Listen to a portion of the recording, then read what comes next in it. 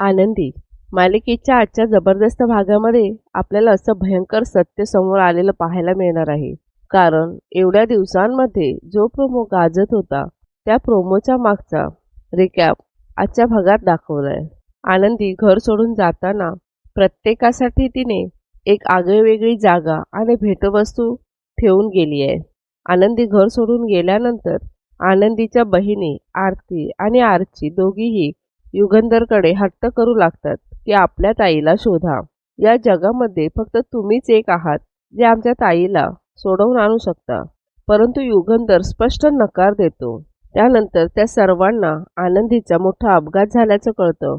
नेमका अपघात कसा झाला, त्याचबरोबर या सर्व गोष्टी नेमक्या कशा आणि का घडल्यात हेच आपल्याला या भागामध्ये पाहायचं आहे. त्यामुळे हा व्हिडिओ अगदी शेवटपर्यंत नक्कीच पहा. आता इथे मालिकेच्या सुरुवातीलाच आपण बघतो युगंधर बरोबर जे वकील आलेले आहेत त्यांनी चांगलंच पृथ्वीला कोंडीत पकडलंय. कारण पृथ्वी हा रेडीमेड साड्यांचे ऑर्डर्स आणि निंबाळकरांच्या फॅक्टरीसोबत केलेले डील हे सगळं विसरून तो आता हे सगळं बंद करू पाहत असतो. आणि त्यामुळेच इथे आता युगंधर वकिलाला घेऊन आलेला असतो. युगंधरने सरळ सरळ पृथ्वीला नोटीस पाठवलेली असते. त्यामुळे पृथ्वी चिडतो. पृथ्वी म्हणत असतो, खरं तर जगामध्ये पहिलाच असा बाप आहे जो मुलासमोर ह्या अशा पद्धतीचं नोटीस या सगळ्या गोष्टी घेऊन आलेला आहे. त्यामुळे मला सुद्धा या सगळ्या गोष्टींचा थोडासा विचार करावासा वाटतोय. खरं तर मला कळत नाहीये तुम्ही एवढ्या खालच्या थराला जाऊन कसे काय वागू शकता. मला तर तुमच्या वागण्याबद्दल प्रश्नच निर्माण व्हायला लागलेत. एक बाप आपल्या मुलांच्या विरोधात जाऊन नोटीस कशी काय पाठवू शकतो. परंतु युगंधर निंबाळकर, तुम्ही एक गोष्ट लक्षात घ्या.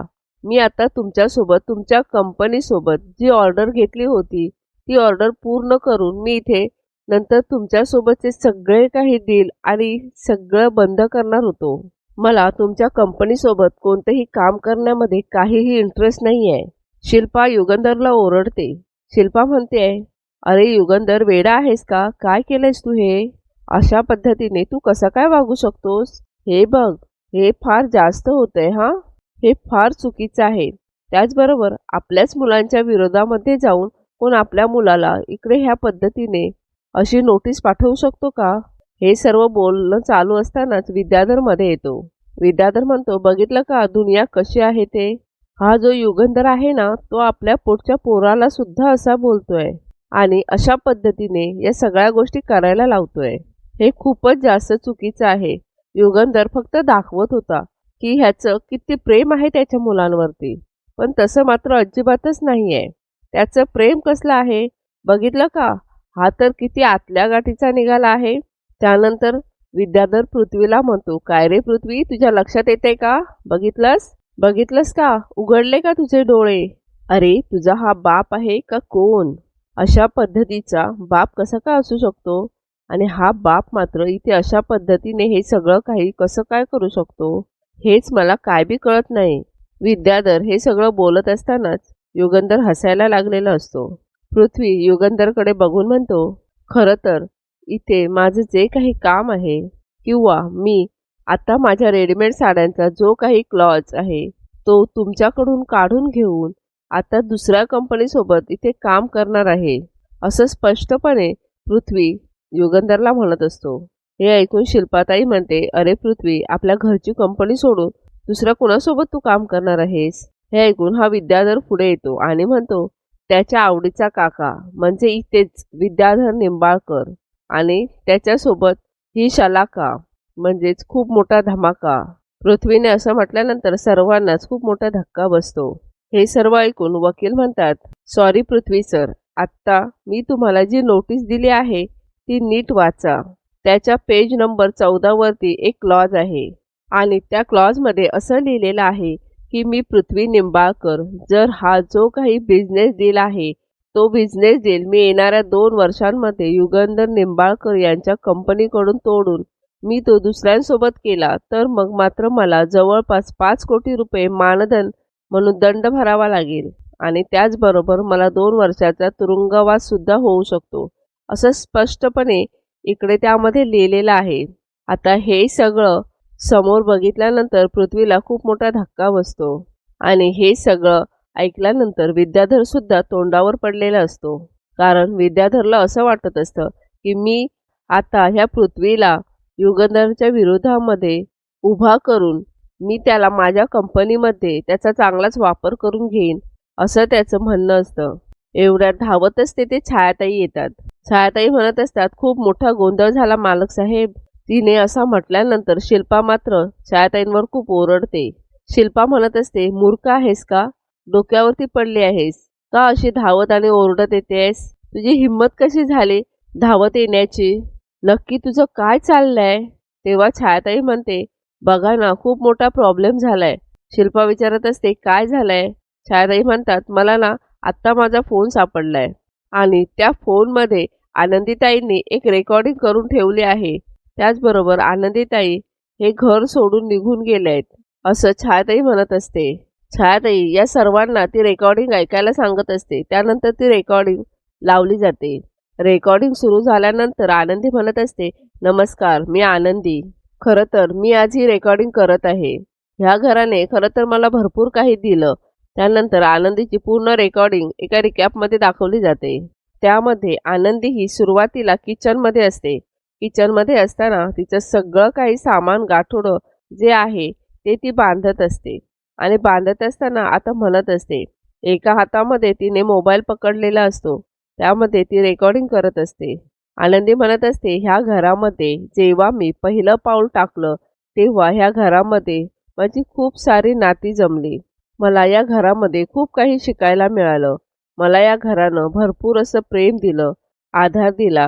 मी आणि मालक साहेबांचं लग्न, आमचं दोघांचं हे लग्न इथे कुणासाठीही आनंदाचं नाही आहे, तर ते एक विघ्न बनत चाललं आहे. आणि या घरामध्ये जर हे लग्न विघ्न बनत असेल तर या घरामध्ये राहण्याचा मला काहीही अधिकार नाही, असं म्हणत असते. मला कधीच वाटलं नव्हतं की इकडे जेव्हा हे सगळं काही होईल तेव्हा मात्र मला अशा पद्धतीने हे रेकॉर्डिंग करावं लागेल. मी इथे ब्रह्ममुहूर्तावर रेकॉर्डिंग करत आहे. माझे आबा नेहमी म्हणतात, एखादी गोष्ट तुम्ही ब्रह्ममुहूर्तावर केली तर ती योग्य आणि त्याचबरोबर सफल सुद्धा होते. आज बहुतेक ना तसंच झालेलं असावं, कारण आज ना इथे मी हे रेकॉर्डिंग करत आहे ते फक्त ब्रह्ममुहूर्तावरच करत आहे, असं आनंदी म्हणत असते. आनंदी त्यानंतर प्रत्येकाच्या खोलीमध्ये जाते. आनंदी माईबापूंच्या रूममध्ये जाते. पावलं मोजत मोजत ती माईबापूंच्या पायापाशी येऊन बसते आणि म्हणते, माई आणि बापू, मी या घरामध्ये लग्न करून आले तेव्हा मला इथे कोणाचाही आधार नव्हता, परंतु इथे आल्यानंतर तुम्ही मला आईचं आणि बापाचं प्रेम दिलं.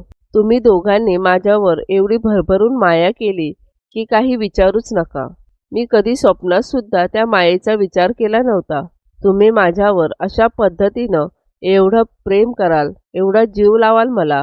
तुम्ही मला माझ्या आईवडिलांप्रमाणे प्रेम दिलं, त्याचबरोबर माझ्या पाठीमागे नेहमीच खंबीरपणे उभे राहिलात.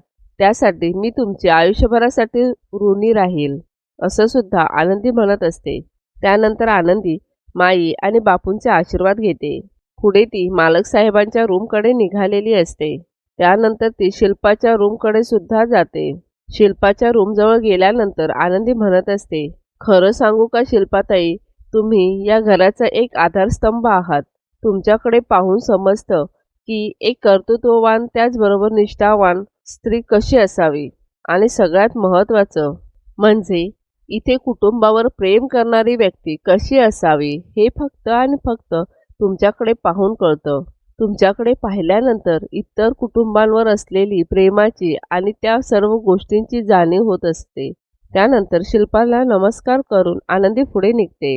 हे सर्व रेकॉर्डिंग ऐकत असताना सगळ्यांनाच फार मोठा धक्का बसलेला असतो. रेकॉर्डिंग ऐकत असताना तिथे आरती सुद्धा आलेली असते. आरती म्हणत असते, माझ्या बहिणीबद्दल काही कळलं का? माझी बहीण भेटली का? तेव्हा मात्र इथे आता छायाताई म्हणत असते, ही बघा ना, आनंदीताईंनी रेकॉर्डिंग करून ठेवलेली आहे. आनंदीताई आता या घरामध्ये नाही आहेत. आनंदीताई हे घर सोडून कायमच्या निघून गेल्यात.